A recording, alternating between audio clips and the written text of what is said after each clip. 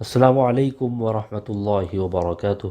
معزز ناظرین، تعلیم و تعلم یوٹیوب چینل پر آپ کا استقبال ہے۔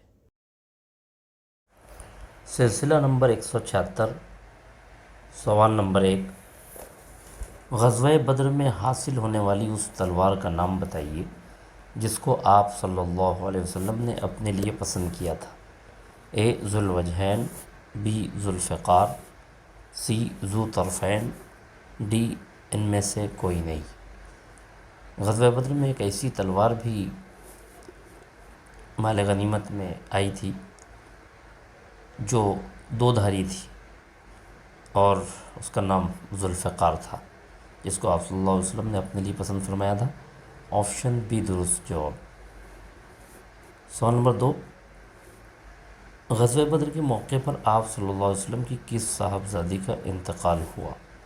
اے حضرت زینب رضی اللہ عنہا، بی حضرت رقیہ رضی اللہ عنہا، سی حضرت ام کلثوم رضی اللہ عنہا، ڈی حضرت فاطمہ رضی اللہ عنہا۔ غزوہ بدر کے موقع پر آپ صلی اللہ علیہ وسلم کی جس بیٹی کا انتقال ہوا وہ حضرت رقیہ رضی اللہ تعالی عنہ تھیں، جو حضرت عثمان غنی رضی اللہ تعالیٰ عنہ کے نکاح میں تھیں۔